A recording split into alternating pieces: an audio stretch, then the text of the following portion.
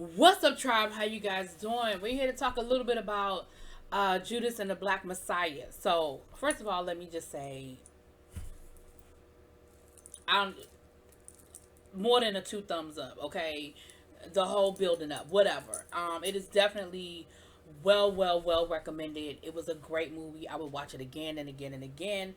It is the kind of movie that I would show my students when we are learning about the Black Panther Party and some of the things that went on with the Black Panther Party. So let me start off with a little bit of story about me, and then we'll get into the movie. So I have had this fascination with the Black Panther Party since I learned about them in high school. Not because a teacher taught me, because somewhere in my own personal curiosity, I stumbled into them and became obsessed. No, actually, I'm gonna tell you, I know how I found out about the Black Panther Party. I bought. Did I know about the party before that? I feel like I would no. Let me rewind. I already knew about the Black Panther Party before this, but what one of the most influential books that I read as a child was A Taste of Power, the Elaine Brown story. She actually ran the Panther Party for a period of time, the Black Panther Party for a period of time. Anyway, I remember reading about Fred Hampton and learning about Fred Hampton. I remember I saw the pictures of the crime scene and what happened to him and the massacre that was that day. How he was just assassinated in his bed while he was asleep. Um, and learning about his girlfriend who was pregnant at the time, 9 months pregnant at the time. And, you know, the Black Panther Party focuses so much on the West Coast with everything with Huey Newton and Bobby Seale and Eldridge Cleaver, which is valid. But I think a lot of times Fred Hampton's story gets swept under the rug. And so this movie gives him his much deserved flowers. Anybody who follows and studies the Black Panther Party is very well versed in the story of Fred Hampton and who he could have been. When you see footage of him speaking, you're hard pressed to remember that he was 21 years old. He was 21 years old when he was murdered. And so you're hard pressed to see who this and all the things that he could have eventually become had the white establishment not been so afraid of him. So I remember seeing the movie opens up with a clip from the movie, the documentary Eyes on the Prize. Now, there was the first Eyes on the Prize, and then there was a subsequent sequel to Eyes on the Prize, which was Eyes on the Prize 2. And I saw Eyes on the Prize in high school, actually. My religious teacher, I went to Catholic school, and my 12th grade religion teacher played us Eyes on the Prize. And so I saw it in high school. And in college, I stumbled into part 2. I remember the first time I saw the clip with Willie O'Neill admitting that he was an informant. And I'm thinking to myself, I know they, and there's no disrespect, but I remember thinking to myself, oh, I know he did.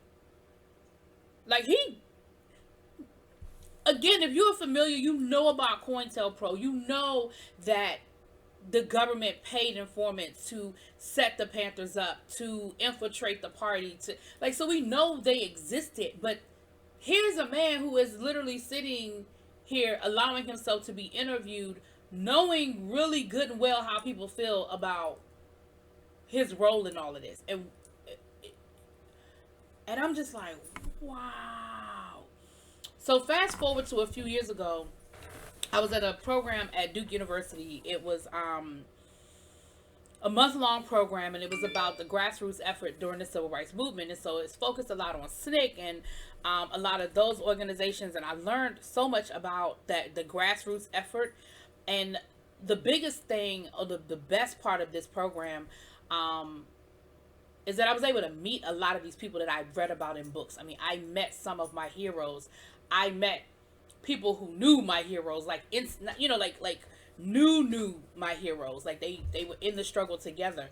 And one of the directors of the program is a woman by the name of Judy Richardson. Now, Judy was a part of SNCC. She worked with She was on the front lines for many, many years. And again, she's in history books. Her name is mentioned. You can find her. And again, meeting her. And she was one of the producers of Eyes on the Prize too. And she was telling us, we watched this particular episode as we watched so many movies in class and we had so many guest speakers. It was a month long, and when I say it was 8 hours of jam-packed information, it really became overload. One day I'll tell you guys that story about how that experience was really a great experience. And she said the day that he did his interview and the day that he told his story, she said all of them were floored, and they were all looking at each other like, what? So again, sometimes it happens, when you're doing this, you find the right people. And I really think it was a situation where he was ready to clear his conscience. I think that he explains in the documentary that he was arrested. And basically the FBI was like, either you're going to do this for us or you're going to jail for XYZ amount of years. And you see that in the movie. At the beginning of the movie, he's impersonating the FBI agent badly. And he stole a car. Now, the car theft was only going to get him like 2 years. It was impersonating an FBI agent that was going to get him like 7 years in jail. So, of course, given the option of going to jail for 7 years or almost 10 years, he took being an informant. And he was a paid informant. So you went from getting ready to go to jail for 10 years to being paid to do this. And the FBI agent convinced him that the Panthers were no better than the Ku Klux Klan or any of these other terrorist organizations. And there was even, what had happened? Something happened. In the beginning of the movie, he's privy to a conversation where something happened. Anyway, I don't remember now. And the FBI agent is like, see, I told you. Like, they're no better than that. They're no better than the Klan. They're no better than this. And there was a point, I think this was the part I'm thinking about. There was a part where because he rose in the ranks. He started off as just somebody who wanted to be a part of the party. And and the thing that I love is that they showed all the great things that the Black Panthers were doing. They showed the clinics, they showed the schools, they showed the freedom schools and the free breakfast and all the things that the Panthers did that was so positive in the community. Things that still exist today, like free breakfast, like there was no free breakfast in the schools for kids. That was the Panthers feeding kids before they went to school. And how disciplined they were, and how one of the things that the FBI was absolutely afraid of was that Fred Hampton was bringing the different groups together. He could walk into a group of white supremacists and talk to them and convince them, listen, we want the same things. He could walk into a group of Latino gang members and convince them we want the same things. And we saw that in the movie, how he was really bringing Chicago together and bringing the different faction groups together. And how afraid the FBI, mainly J. Edgar Hoover, was of this happening. And so we see Willie O'Neill, who's played by Lakeith Stansfield, who did an excellent job. I think the hardest part is to play somebody that you already know people are going to hate and try to humanize them. I mean, there was no point in the movie where I felt bad for this character or had any sympathy for this character, but I think he was able to humanize him in a way that you see that there was really an internal struggle, that this man wasn't okay with what he was doing. In the beginning he was, but the more and more he got deeper into the Panthers and got to know Fred Hampton and some of these people, and he saw some of the things that were happening that wasn't right, he wasn't as okay with it. Now he continued to do it. He continued to take the money and the gifts and everything. We see at the end of the movie that he was actually given a gas station. And again, he was certainly well compensated. He gave them blueprints so that when they went into headquarters, they knew what the target, they knew where to find certain things, they knew where the safe was, they knew where they kept the guns. He gave them that information. The night that Fred Hampton was murdered, he had given them a blueprint of Fred Hampton's apartment, so they knew exactly where Fred Hampton's bedroom was and where to aim the guns. That they said was 99 shots fired into the apartment, and I forget the amount of number, but a large amount was focused and zeroed in on his bedroom where he was sleeping with his pregnant girlfriend. I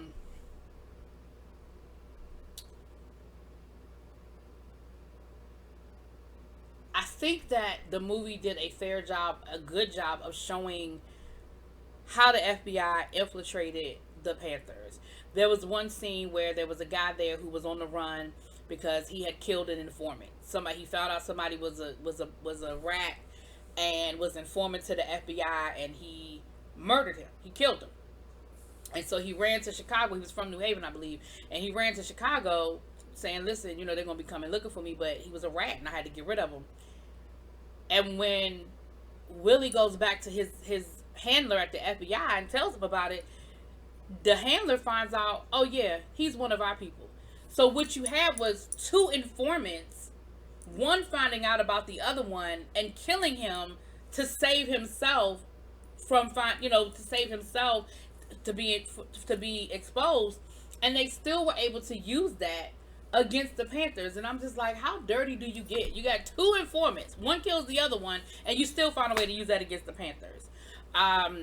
I knew Fred Hampton had been arrested, but I didn't know all the details of the case, and the fact that he was actually going to go back to jail. And you see where the Panthers were trying to help him escape. They had given him money. Some of the other organizations he worked with had given him money. And they were talking about going to Cuba, talking about going to Algeria, where, Eldridge Cleaver had gone, and all of that. And Fred Hampton was like, ain't nobody going over here. He was like, listen, worst case scenario, they got me for 5 years. So I go to jail for 5 years. He was like, you know how much work, how many people we can help in 5 years? I ain't going nowhere. And I think he understood, when I leave the party dies. Not the whole party, but the success and the steam that we've been picking up is gone with me. When he went to jail, for the time he was in jail about 6 or 7 months. I'm sorry, I should have said spoilers, because I'm telling y'all the whole damn movie. But I'm gonna stop talking in a few minutes. Membership dropped and all of that. The other part of this is they show the love story. And with all of these movies, they got to give us a love story. But in the case of Fred Hampton and his girlfriend, I think there really was a love story there. They weren't together 20 years or anything like that. They were together maybe a couple of years. She was pregnant when he died, and that's always going to be a tragedy. She was there when he died. And even at the end, I ain't going to tell y'all everything. Y'all have to see at the end, okay? But there were some really good scenes where they had to have some real conversations about him and his obligation to her and their growing and their family versus his obligation to the party. And we've seen this a few times. We've seen this in movies dealing with Martin Luther King and Coretta Scott King, and the conversations, the real hard truths that she had to have with him about, listen, you have a whole family. How much is enough that we're giving to the cause? We saw that conversation with with Malcolm X and Betty Shabazz in Malcolm X, the movie, where they have to have that hard conversation about how much does the Nation of Islam get from you? You have a family. And although Fred Hampton, didn't have 3 and 4 kids like those other two men, again, it was a hard conversation that she had to sit there and listen to him give speeches about how he was ready to give his life to the revolution. And she was like, but where does that leave us? And so I think this was, first of all, the acting was superb by everybody involved. Everybody involved. Even my man Martin Sheen, who played J. Edgar Hoover, who of course you want to hate anyway. I believe that the writing was superb. The screenwriting, superb. The storytelling, superb.